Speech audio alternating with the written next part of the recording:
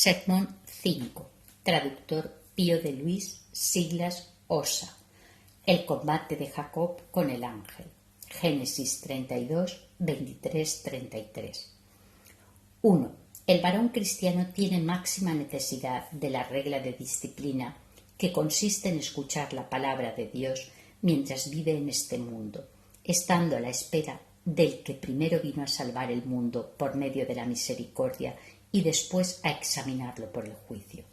Por eso nuestro Señor Jesucristo se nos propuso como modelo de imitación para que, ya que somos cristianos, le imitemos a Él o a otros que lo han imitado.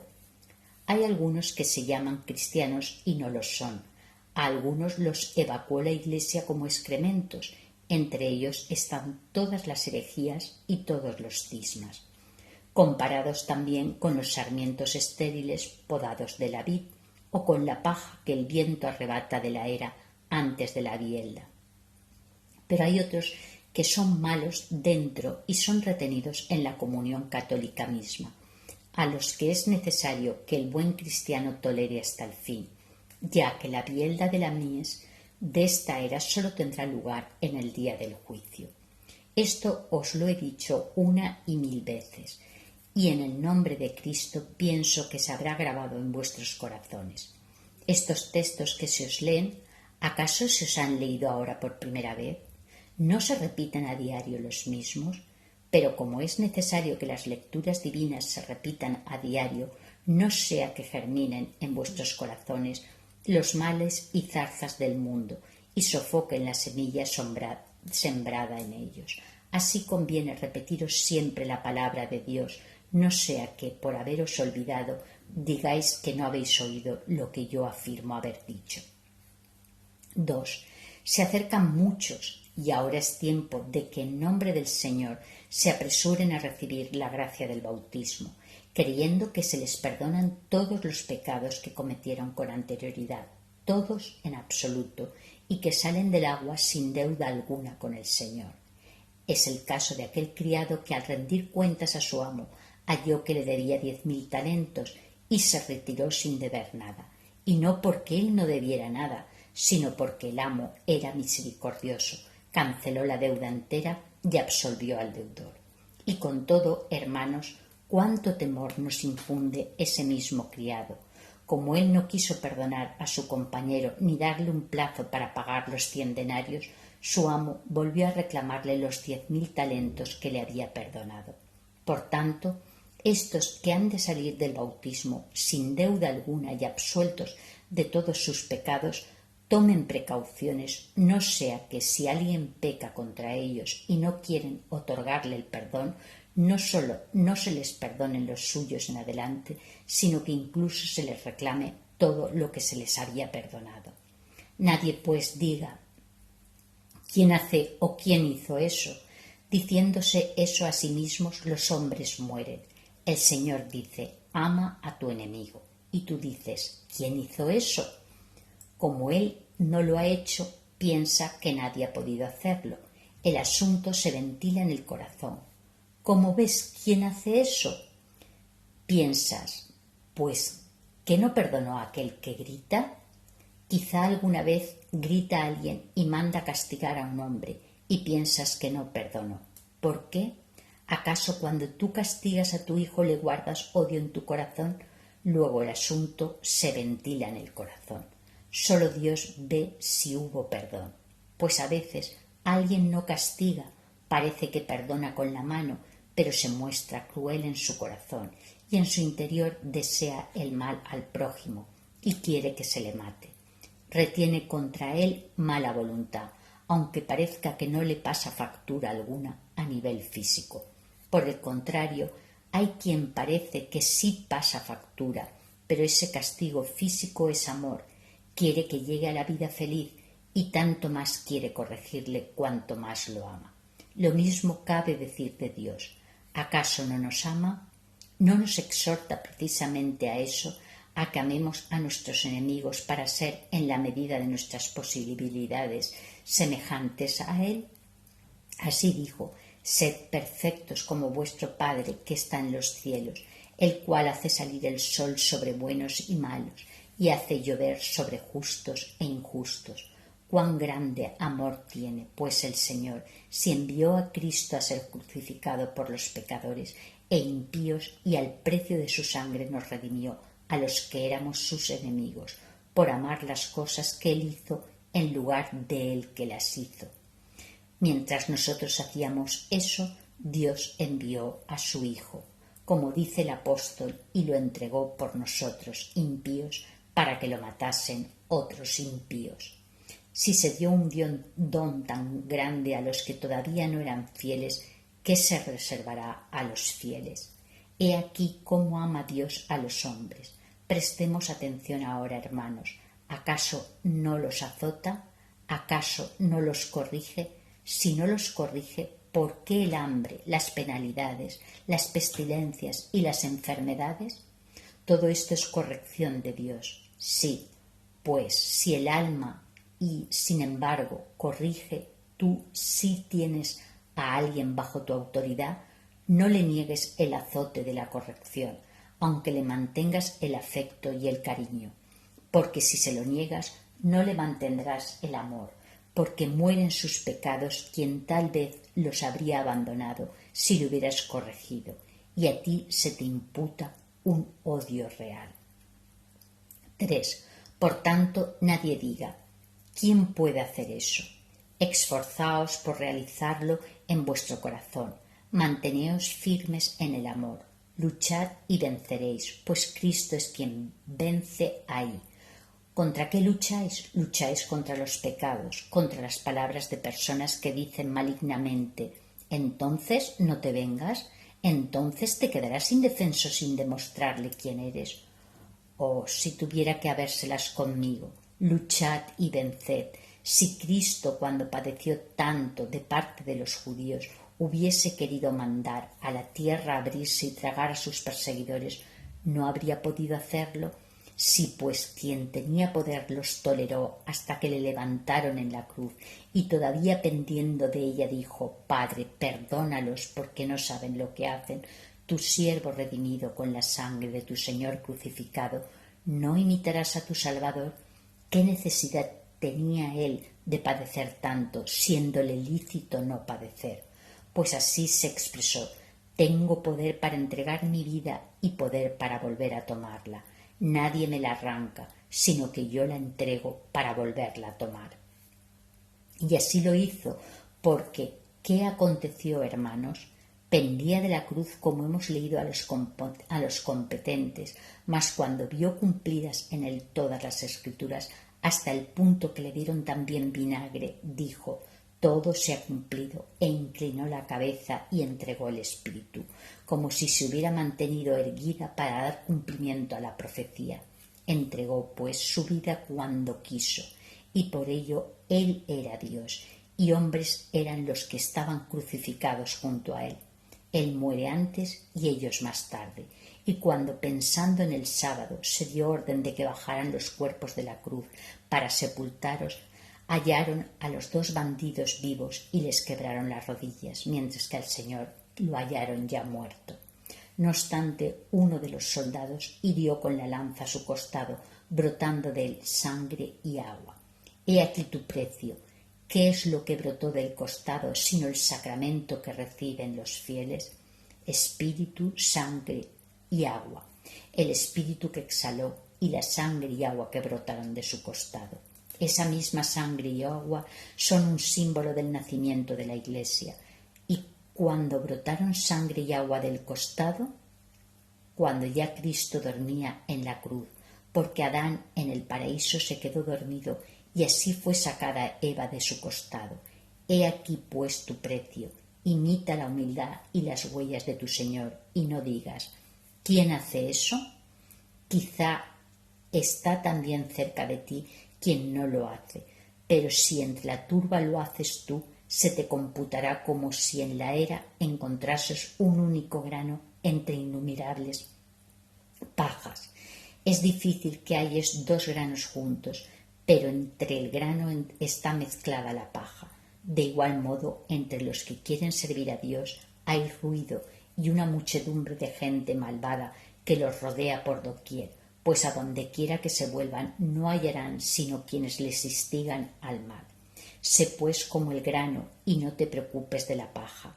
Llegará el tiempo en que será separada. Por eso hemos cantado: hazme justicia, oh Dios, y distingue mi causa de la causa de la gente no santa. Eso dice la Iglesia gimiendo entre pecadores. ¿Pensáis, hermanos, que la Iglesia desea que se la distinga con el fin de estar apartada de las herejías como de sarmientos podados? Ya ha sido distinguida de ellas. ¿Acaso dice la Iglesia: hazme justicia, oh Dios, y distingue mi causa para verse diferenciada del partido de Donato o de los arrianos o de los maniqueos? Solo pide que la distingan de aquellos que están mezclados con ella, a los que es preciso que tolere hasta el fin. Pero lo que dice es esto: hazme justicia, oh Dios, y distingue mi causa, esto es, para que no me juzgues con ellos y perezca en el día del juicio. Pues respecto al presente se dijo: deja que crezca la cizaña. Ahora los buenos toleran a los malos, pero en el día del juicio serán separados. Por tanto, el Jacob sobre el que trataba la lectura que se acaba de hacer significa al pueblo cristiano, pues él es el hijo menor, ya que Esaú es el pueblo judío. Sin duda de Jacob nació la raza judía, pero se entiende mejor como figurados en Esaú a los judíos, ya que el pueblo mayor fue reprobado y el pueblo menor obtuvo la primacía. Cuando se peleaban ya en el vientre de la madre y ésta se sintió molesta porque sacudían sus entrañas, dijo: ¿qué me pasa? Mejor era para mí la esterilidad que sufrir esto. El Señor le dijo que 2 pueblos y 2 razas luchaban en su vientre y que el mayor serviría al menor. Lo que se dijo cuando estaban en el vientre se repitió en la bendición de Isaac, al bendecir al menor pensando, sin embargo, que bendecía al mayor. Isaac representaba a la ley. Se ve que la ley se dio a los judíos, pero el reino mismo se dio a los cristianos. Considerad que la ley parece prometer el reino. Se dice a los judíos: por eso os quitarán el reino y se lo darán a gente que obra la justicia. Se quitará a Esaú y se dará a Jacob. Esaú había nacido hirsuto y velludo, es decir, lleno de pecado. Se le adherían los pecados. En cambio, Jacob, para recibir la primogenitura, se puso pieles de cabrito en los brazos, y así le bendijo el padre, palpándoselos y encontrándole velludo. Pero Jacob llevaba los pelos y pecados sin que se le adhiriese. De igual manera, pues, también la Iglesia de Dios lleva pecados ajenos, no propios, tolerándolos hasta el fin, como el Señor Jesucristo llevó los ajenos. Y el Padre bendijo al menor, y cómo lo bendijo es un santo misterio. Le indicó cómo iban a ser en el futuro. La Escritura pide, pues, ojos despiertos. Bendijo a su hijo menor y parece decepcionado, como si hubiera bendecido a uno por otro. Vino Esaú, que había ido a cazar trayendo lo que el padre le había encargado, y dice: Padre, come como deseabas. Dijo Isaac: ¿quién eres? Y él responde: soy Esaú, tu hijo mayor. Insistió Isaac: ¿eres tú Esaú? ¿Quién es entonces el que me trajo el alimento y comí y le bendije y ha quedado bendito? ¿Qué modo es este de airearse con el engañador? ¿Qué modo es este de airarse con el mentiroso? Di más bien, ¿por qué me engañó? ¿Por qué me mintió? Que reciba su hermano la bendición en su totalidad y sea contado entre los malvados. ¿No clama el suceso que todo se realizó bajo el signo del misterio para que el mayor sirviera al menor? Entonces recibe también él una bendición semejante. Pero añadió: serás siervo de tu hermano, como Esaú había dicho. ¿Acaso se te acabaron las bendiciones?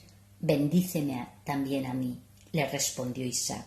Una vez que ya le hice amo a él, ¿qué tengo para darte a ti? Pero le replicó: bendíceme también a mi padre.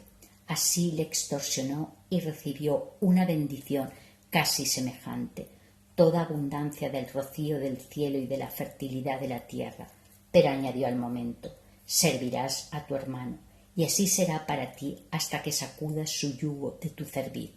¿Qué significan las palabras así será para ti hasta que sacudas su yugo de tu cerviz? Sino la manifestación de que aquellos de los que Esaú era figura son pecadores, pero de modo que son capaces y libres de cambiar y unirse al hermano.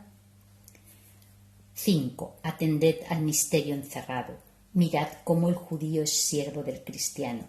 También esto es manifiesto. Y como veis, Jacob llenó el orbe de la tierra. Mas para que veáis que esto se decía como anticipo del futuro, considerad la realidad histórica y advertid que no se cumplió en esos hermanos que el mayor servirá al menor. De hecho, se lee que Esaú se enriqueció mucho y comenzó a reinar nadando en la abundancia, mientras que Jacob tuvo que irse a apacentar ovejas ajenas. Y al preparar el regreso, como temía a su hermano, según leíamos ahora, envió como don no sé cuántas cabezas de ganado con un siervo que dijera: «He aquí los dones de tu hermano». No quiso verle antes de aplacarle con sus dones, y le vio una vez que Saúl los había recibido ya. Cuando Jacob se presentó a él, le adoró desde lejos. ¿Cómo pues el mayor servirá al menor si está viendo que el menor adora al mayor? Mas ese anuncio no se cumplió en la realidad histórica, para que se entienda que se dijo mirando al futuro. El hijo menor recibió la primicia y el mayor la perdió. He aquí que Jacob llenó el orbe de la tierra, se posesionó de los pueblos y de los reinos. Un emperador romano, ya cristiano, mandó que no se acercasen a la misma Jerusalén los judíos, y esparcidos por todo el mundo se convirtieron en guardianes de nuestros libros.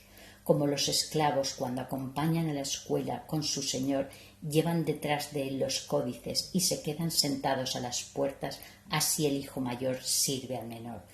Pues a veces se suscitan problemas en la escritura y por los códices de los judíos logramos alguna certidumbre. Así pues, fueron esparcidos para guardarnos los libros. El mayor sirve por tanto al menor. Ved el gran ensalzamiento del pueblo cristiano y la gran humillación del pueblo judío. Cuando a veces se atrevieron a levantarse, por poco que fuera, los judíos contra los cristianos, ya habréis oído lo que les acaeció hace poco. Luego es verdad ahora que el mayor servirá al menor. ¿Qué significa entonces aquella bendición? Recibirás del rocío del cielo y de la fertilidad de la tierra. Porque bendijo también al mayor como antes al menor, solo que al mayor dijo: serás siervo de tu hermano, y será así hasta que sacudas su yugo de tu cerviz. ¿Cuántos son los que sacudieron el yugo de su cerviz y se hicieron hermanos nuestros? Mirad cuántos judíos han creído, y si ahora encuentras algún judío y le anuncias al Señor Jesucristo y cree, ¿acaso no sacude el yugo de su cerviz? ¿Y cuántos miles no lo hicieron en los primeros tiempos de la fe? Indiscutiblemente los que creyeron entonces, como leemos, de siervos pasaron a ser hermanos y coherederos. 6. Por tanto, cuando la Iglesia dice: hazme justicia, oh Dios, y distingue mi causa de la causa de la gente no santa, no quiere que se la distinga de Esaú, de quien ya está diferenciada, sino de los malos cristianos. Pues habéis oído cómo este Jacob, figura del pueblo cristiano, luchó con el Señor, se le apareció el Señor, es decir, el ángel, personificando a Dios, y luchó con Jacob y quería sujetarlo y agarrarlo. Luchaba él, venció y lo sujetó. Teniéndolo sujeto, no lo soltó sino cuando quedó vencido. El Señor nos conceda, hermanos, explicar un misterio tan grande. Lucha, vence y quiere ser bendecido por aquel a quien ha vencido. ¿Qué significa esto? ¿Qué significa entonces el que luchase y quisiere sujetarlo? Dice el Señor en el Evangelio: el reino de los cielos padece violencia y los violentos lo arrebatan. Esto es lo que antes decíamos: lucha para sujetar a Cristo amándolo para amar a tu enemigo. Porque sujetas aquí a Cristo si amas al enemigo. ¿Y qué dice el Señor mismo, es decir, el ángel que hace sus veces, cuando lo venció y lo sujetó? Le tocó la articulación femoral y se le secó, por lo que cojeaba Jacob.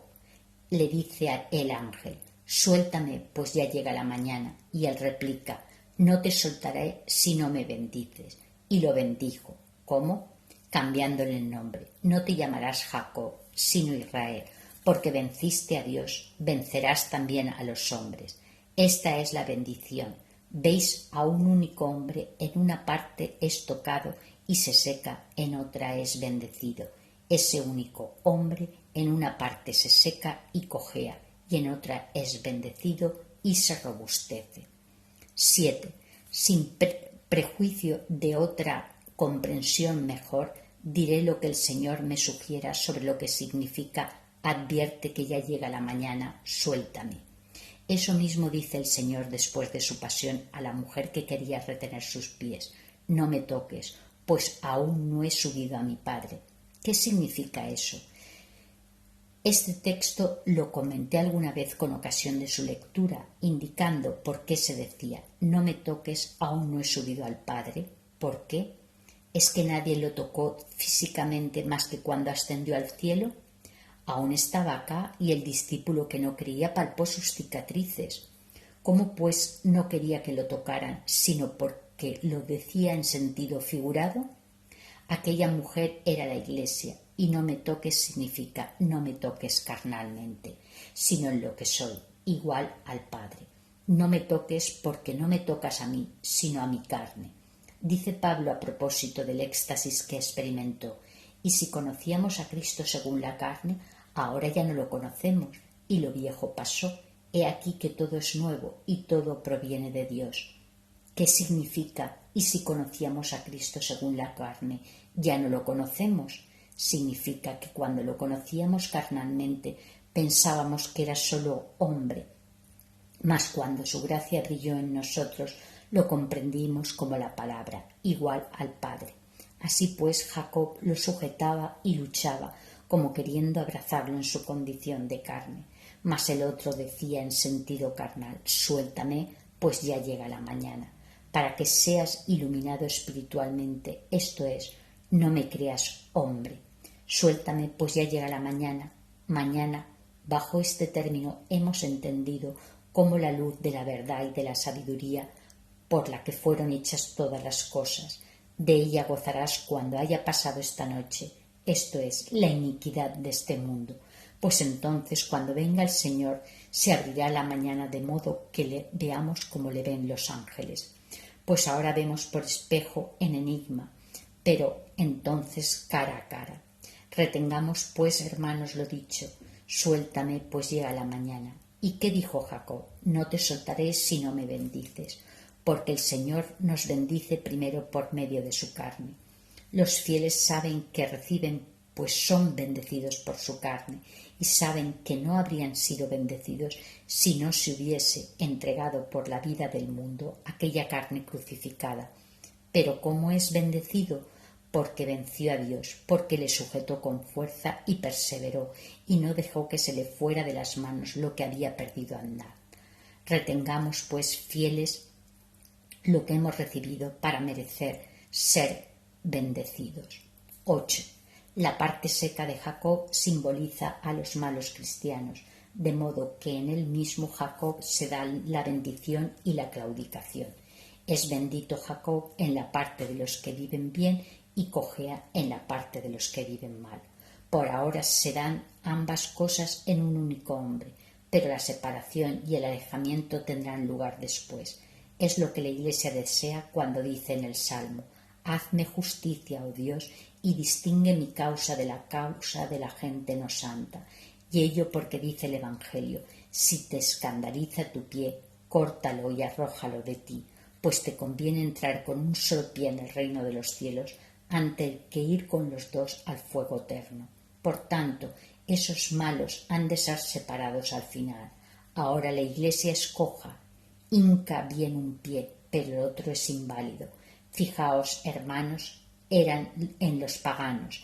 Hallan a veces cristianos buenos que sirven a Dios y se admiran, son atraídos y creen, pero a veces se fijan en los que viven mal y dicen: ahí están los cristianos. pero estos que viven mal corresponden a la articulación del muslo tocado que se secó. Ese tocar es obra del Señor, es la mano del Señor que castiga y vivifica. Por eso en una parte es bendecido y en otra se seca. El Señor apuntó también a los que viven mal en la Iglesia, pues a ellos se refiere lo escrito en el Evangelio, esto es, que cuando creció la hierba apareció la cizaña, puesto que cuando las personas comienzan a hacerse mejores, empiezan también a sentir la presencia de los malos. Todo esto lo sabéis, el don de Dios os lo hace conocer, pero ahora hay que tolerar la cizaña hasta el fin de la siega, no sea que por arrancar la cizaña se arranquen con ella también el trigo. Mas vendrá tiempo en que la Iglesia será escuchada, cuando dice: hazme justicia, oh Dios, y distingue mi causa de la causa de la gente no santa, cuando venga el Señor en su gloria con sus santos ángeles, y se congreguen ante él todos los pueblos, y los separen como un pastor separa las ovejas de los cabritos, y ponga a los justos a la derecha y a los cabritos a la izquierda.